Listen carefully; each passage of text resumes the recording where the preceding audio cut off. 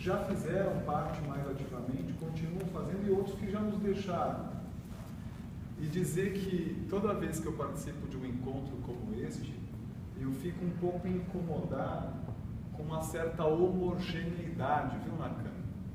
Você que é um ativista do planejamento urbano e teve uma voz ativa nesse plano diretor, que nós aprovamos de alguma forma através dos nossos representantes na Câmara dos Vereadores, quando a gente encontra basicamente pessoas brancas da elite, quando nós não temos um deficiente físico, nós não temos uma pessoa afrodescendente, nós não temos aqui um representante indígena, nós não temos nenhum estudante secundarista aqui que talvez protagonizaram uma das maiores vitórias da democracia direta e participativa, que foi o breque da reorganização escolar imposta pelo governador Geraldo Alckmin.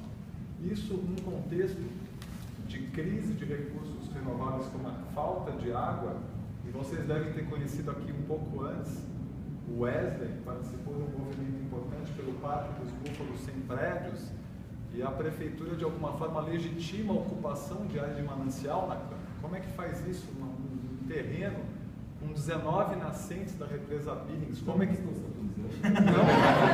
mas como...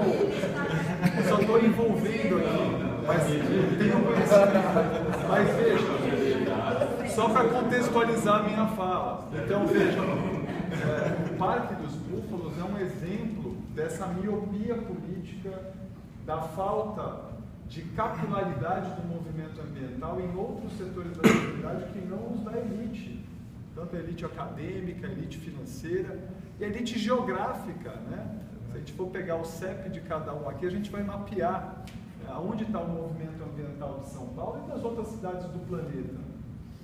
E lembrar de um projeto de lei do governador Geraldo Alckmin, que foi proposto pelo Executivo, ele enquanto governador, e o seu secretário estadual do Meio Ambiente à época, Bruno Covas, hoje deputado federal pelo PSDB de São Paulo. Eles enviaram o projeto de lei 249, que privatiza na prática 25 unidades de conservação, parques estaduais, incluindo o Parque do Pico do Jaraguá, o Parque da Serra da Cantareira, a Reserva Florestal do Cajuru. Se vocês não conhecem, vale a pena conhecer antes que destruam esse patrimônio ambiental, a reserva de Tirapina e tantas outras reservas e unidades de conservação. Pois bem, no último dia 7 de junho, agora, esta semana, a Assembleia Legislativa do Estado de São Paulo, por 63 votos a 17, aprovou o projeto de lei 249, que permite que a iniciativa privada explore comercialmente, capitalisticamente, essas unidades de conservação, inclusive extraindo produtos subflorestais, madeira, por exemplo. Isso é muito grave e a gente não vê uma repercussão disso em movimentos sociais, com a pujança, com a potência que deveria haver, nem muito menos dos meios de comunicação.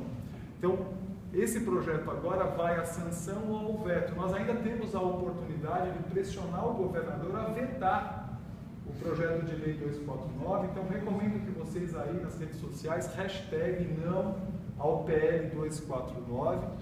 Eu queria dizer também que a gente hoje está vivendo um momento de grande transformação social, grande insatisfação política.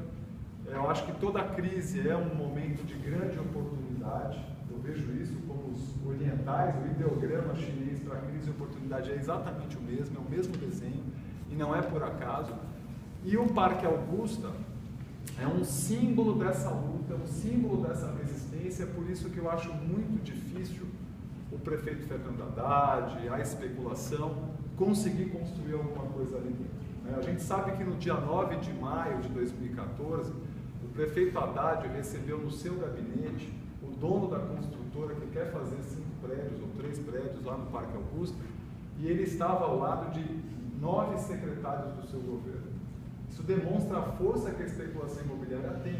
Se nós, enquanto movimento ambiental, quisermos uma audiência com o prefeito Fernando Haddad, nós teremos imensa dificuldade e certamente não seremos recebidos por ele e mais 9 secretários. E nós questionamos, interpelamos o ministro Juca Ferreira, à época secretário municipal de Cultura, e ele estava presente na reunião. e ele disse que era legítimo o prefeito atender ao empresário. Ué, e não é legítimo atender os anseios da população que clama pelo Parque Augusta sem prédios há 40 anos?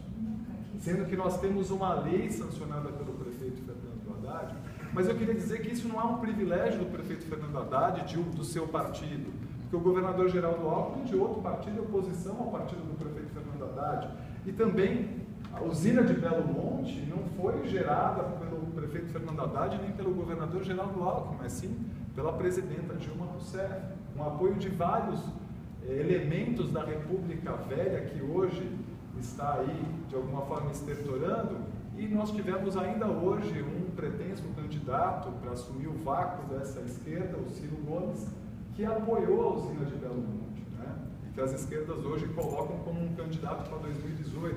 Quer dizer, ainda com esse projeto desenvolvimentista, predatório do meio ambiente, da água, das fontes de água, que ainda não pensa a economia sob a égide de um desenvolvimento sustentável. Então, eu quero encerrar minha fala aqui dizendo que para mim é uma grande satisfação que nós estejamos aqui hoje, mas que nós precisamos, como a Célia bem disse, a própria Renda e o Augusto, criar uma mobilização maior, tanto nas ruas quanto nas redes sociais.